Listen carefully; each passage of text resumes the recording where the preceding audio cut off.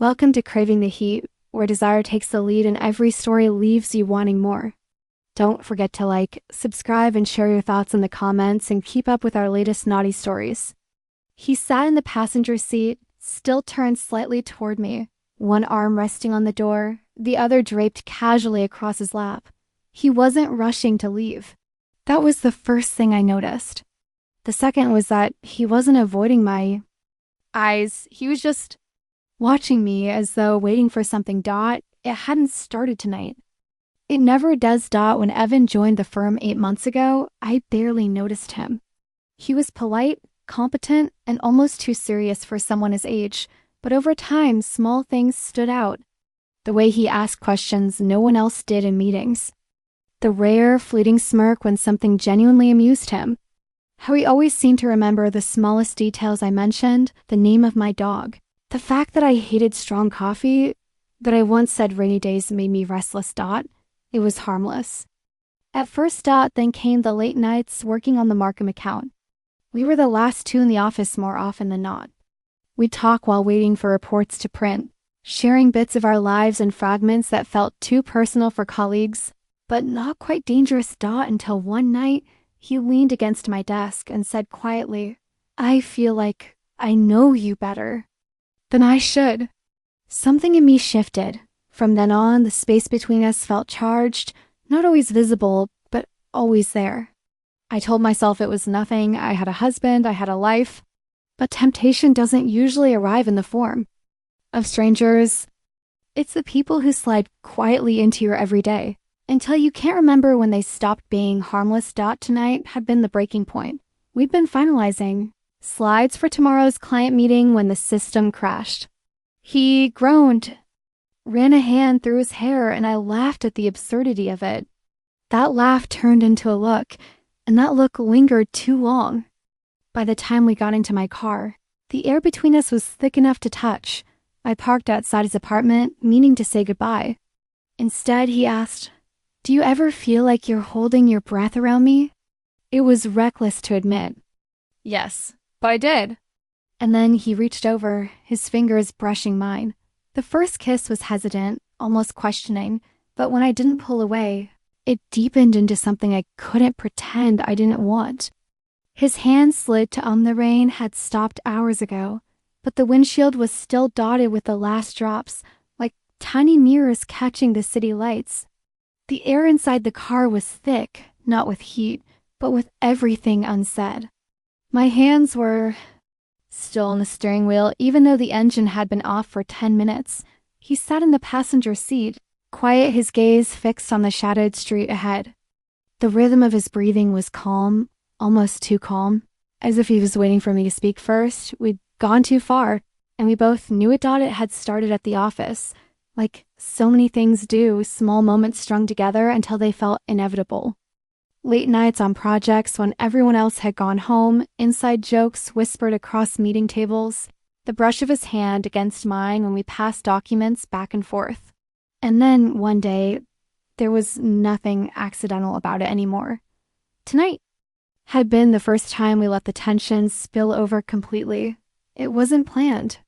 I'd offered him a ride after we'd stayed late finalizing a client pitch. He said yes, and somewhere between the empty parking garage and the quiet residential street, we stopped pretending there wasn't something simmering between us. The car was parked in front of his apartment building when it happened, a conversation that should have been about deadlines turned into confessions spoken in low voices. My hand on the gear shift became his hand covering mine. One look and everything I told myself I wouldn't do, I did. When it was over, when the rush of it started to fade, I thought he'd get out immediately. That's what people in his position do. They leave before the silence becomes unbearable. But he didn't move. He stayed there, his jacket slightly rumpled, his eyes still holding that strange mix of guilt and longing. "You're not going to say anything?" I asked, my voice steadier than I felt. He finally turned to look at me. "What do you want me to say? That I regret it?" "Because I don't? Not even a little." My heart thudded against my ribs. "You should." "Maybe," he said, leaning back in the seat. "But I don't." Outside, a couple walked past, laughing as they hurried into the building. Life went on around us. Unaware of the storm in my chest, the clock on the dashboard kept ticking, each second pulling me closer to the reality I'd have to face when I drove home. My husband was probably still awake. He'd ask how my night had been, and I'd have to look him in the eyes and lie. I should go, I whispered. You can, he said, his gaze steady. But you'll think about this. About me. I hated how certain he sounded. And worse, I hated how right he probably was. Finally, he reached for the handle and stepped out into the cool night air. But even after he closed the door, I sat there, staring at the empty passenger seat, warm from where he'd been, wondering how I managed to cross a line I'd sworn I never would. And why. Deep down, I already knew I'd cross it again.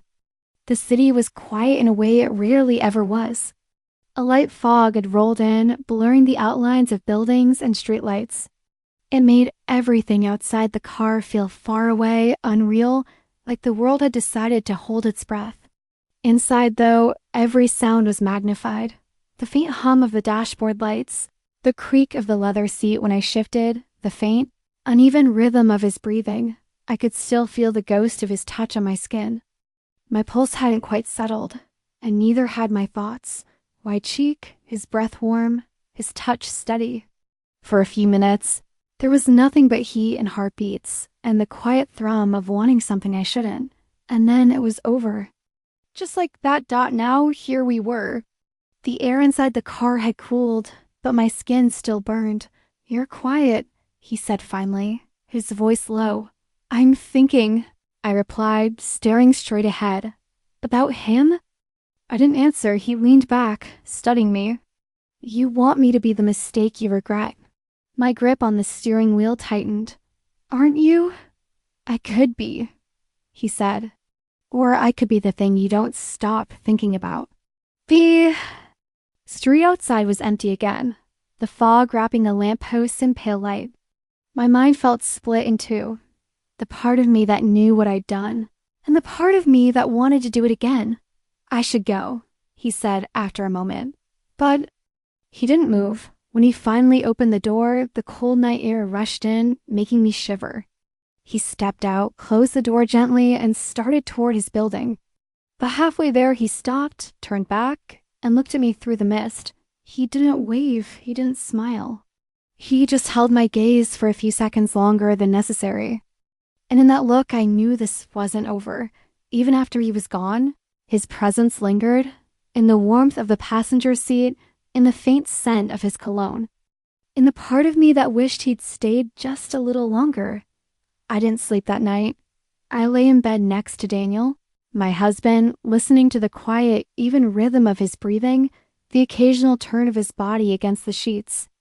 I stared at the ceiling, my mind replaying everything in the car. The hesitation and Evan's first kiss, the way his fingers brushed against my jaw, the heat in his eyes when he finally pulled back. Daniel's arm was draped loosely over my waist. It was warm, familiar, and yet I felt like a stranger in my own bed by morning. I told myself it was a mistake, one moment of weakness. We'd go back to being coworkers, nothing more, but my body had other plans. The faintest memory of him made my pulse race. Every time my phone buzzed, I half hoped it was him.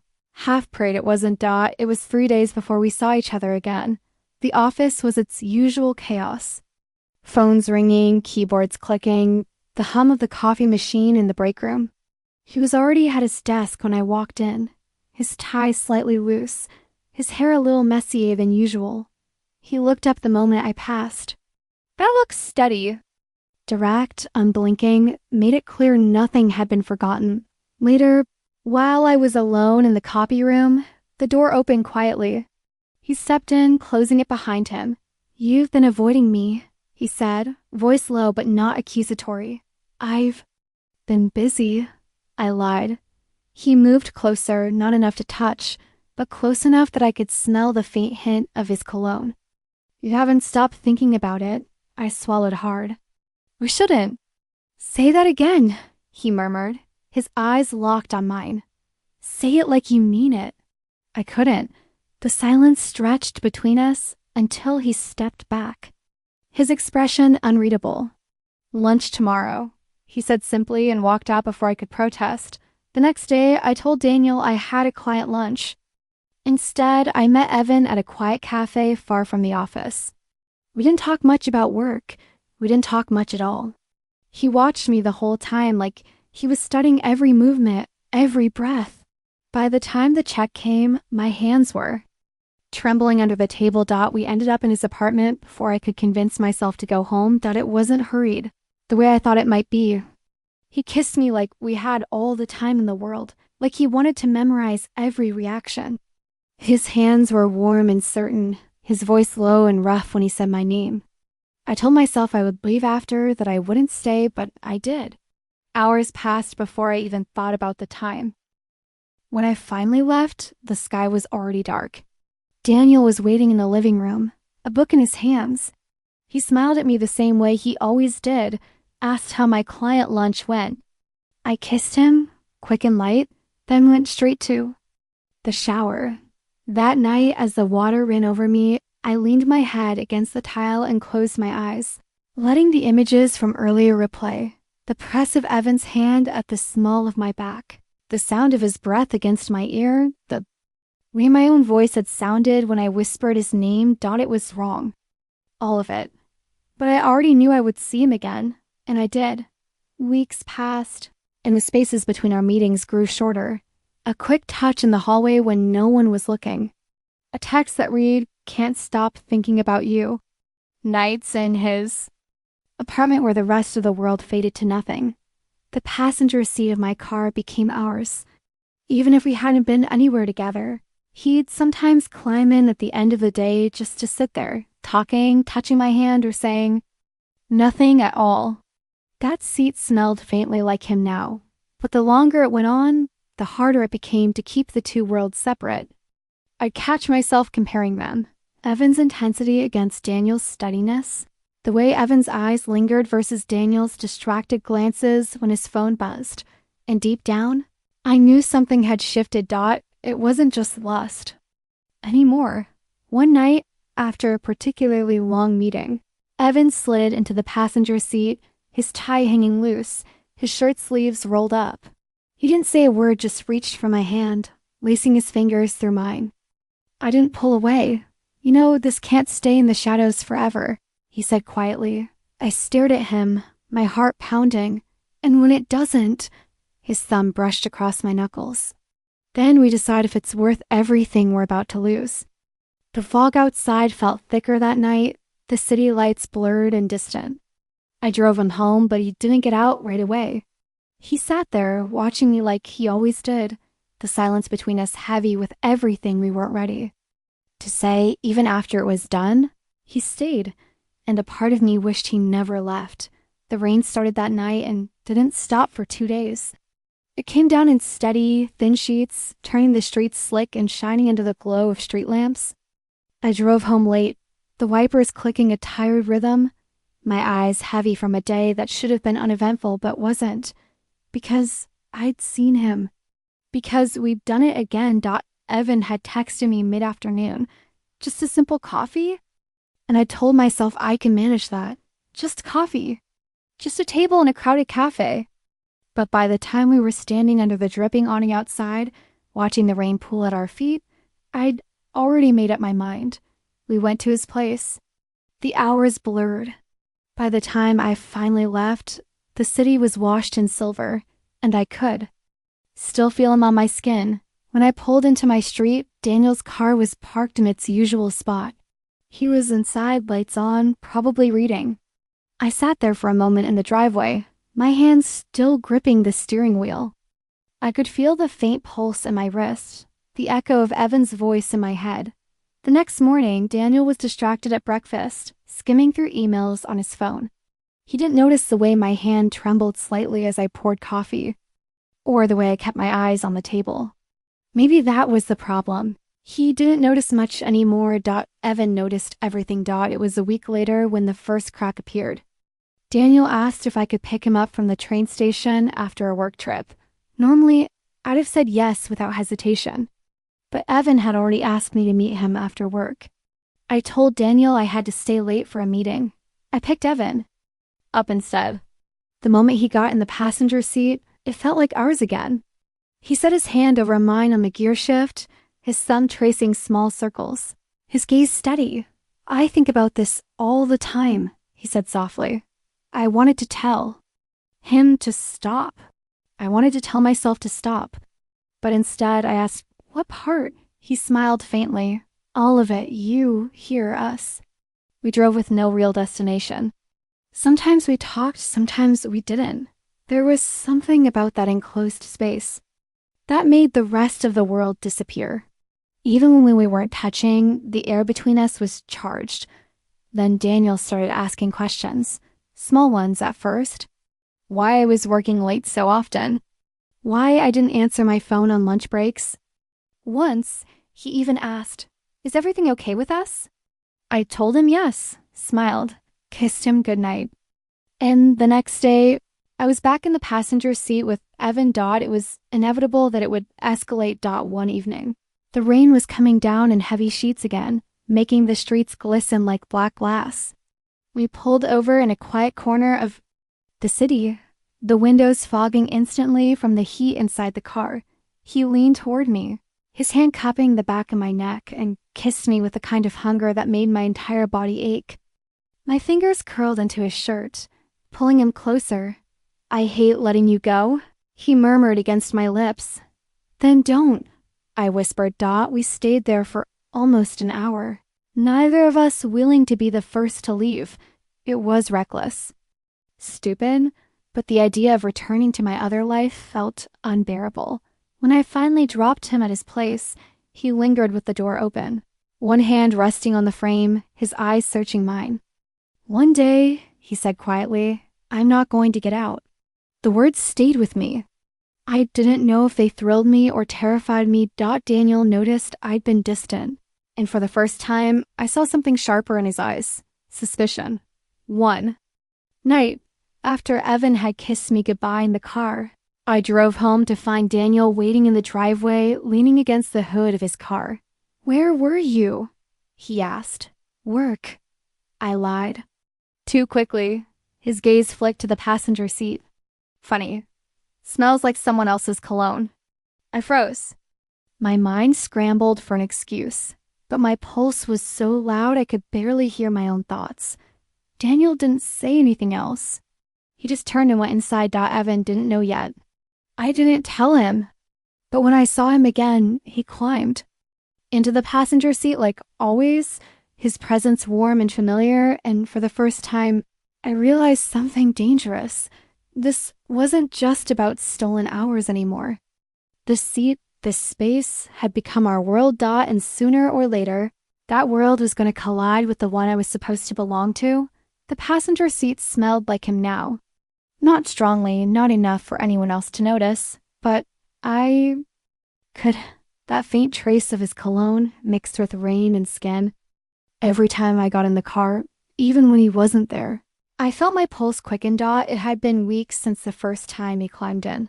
Leaning close, eyes catching mine in that way that made the rest of the world fade. Now it was our ritual. The outside world, my husband, his friends, our jobs disappeared the second the door shut. That night, the rain was falling again.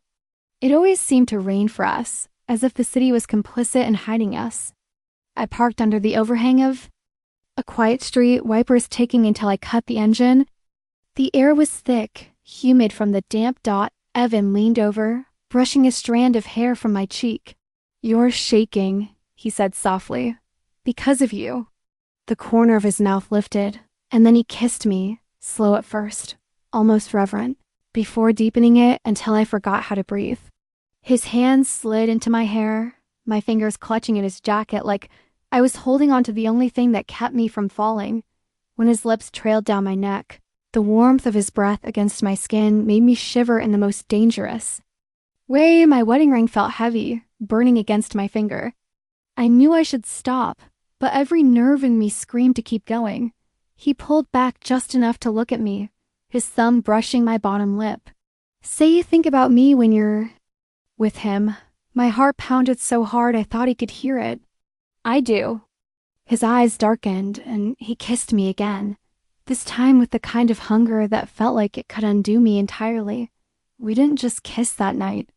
The rain drummed on the roof, drowning out the rest of the world, and in that cocoon of heat, in fogged windows, the passenger seat became a place I would never forget.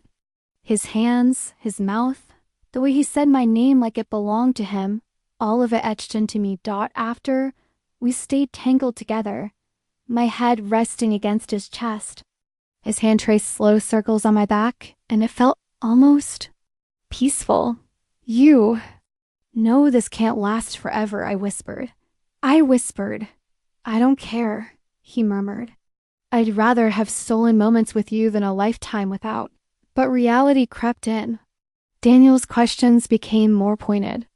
He started calling me more during the day, asking where I was, what I was doing. I could feel his suspicion sharpening. One evening, he asked if I could pick him up from the office after a late meeting. My stomach nodded, because I had already. Promised Evan. I lied. Again. And an hour later, Evan was in the passenger seat. His hand on my thighs. We drove nowhere in particular. You're quiet, he said. Just thinking. About him? I glanced at him, my chest tightening. About us. About how far this will go. His fingers curled slightly, squeezing gently. As far as we let it. It went further. Much further. One night, we didn't even bother finding a quiet street. We pulled into the back corner of a public parking garage, hidden in shadows. The moment the gear was in park, he was on me, hands urgent, mouth claiming mine. Every kiss felt like it was pulling me deeper into something I couldn't climb out of. I want more than this. He breathed against my lips. What do you mean? I want you. His forehead pressed to mine. All of you. Not just when it's raining. Not just in this car. I felt the weight of it, the risk, the danger, and yet, the thought of walking away felt worse than the thought of being caught. That thought became a reality sooner than I expected. 2 weeks later, Daniel came home early from a business trip. I didn't know. I was with Evan, parked in the very driveway I shared with my husband. Hidden in the shadows at the far end. We had just kissed. Deep, lingering, when I saw a familiar shape in the rearview mirror. Daniel's car. Pulling in. My blood went cold. Evan froze, his hand still on my face, eyes flicking to the mirror. What now? He whispered. Daniel got out, his expression unreadable in the dark, and started walking toward us. For a moment. I thought about shoving Evan out, pretending I was alone, but the truth was sitting right there in the passenger seat, breathing hard beside me. I didn't move. Neither did Evan. Daniel reached my window, leaned down, and looked in. His gaze swept from me to Evan and back again, and when he finally spoke, his voice was low, controlled. So, this is what's been happening. My heart pounded so hard it hurt. And for the first time, I didn't have a lie ready. Daniel's voice cut through the thick air in the car, steady but heavy with something darker than anger. Evan didn't flinch. His hand was still close to mine, his presence like a defiance in itself. Get out, Daniel said. Not to me, but to Evan. Evan's jaw tightened. No. That one word was enough to tip the balance. Daniel's nostrils flared, but he didn't yell. He didn't need to. His calm was worse than shouting. You've been doing this under my nose. My wife. I swallowed hard, forcing myself to meet his eyes. Daniel, no, he cut me off sharply. Don't you dare say my name like that. His gaze flicked to Evan again. I'm giving you 10 seconds to leave before I do something we all regret. For a moment, Evan looked like he might argue, but then he glanced at me, really looked and saw the fear in my eyes. Without another word, he opened the passenger door and stepped out, rain instantly soaking his jacket. Daniel waited until the sound of Evan's footsteps faded before speaking again. How long? I hesitated. Too long. That's what I thought, he said bitterly. I didn't plan. You didn't plan to, but you did. Repeatedly, in my house, in my car. You let him sit there like he belonged, like I didn't exist. The silence that followed was suffocating. My chest ached. Finally, Daniel stepped back from the car, his expression cold. You have a choice, Claire. You either come inside right now, and we talk about what's left to salvage, or you follow. Him. The rain blurred my vision, but I didn't know if it was the weather or my tears. I could still see Evan in the distance, waiting under the street lamp, water dripping from his hair, eyes fixed on me like I was the only thing that mattered. I looked at Daniel, the man I had promised my life to, and then at Evan, the man who made me feel alive again. My hand tightened on the steering wheel. My pulse roared in my ears. And in the end, I opened the door, stepped out into the rain, and walked toward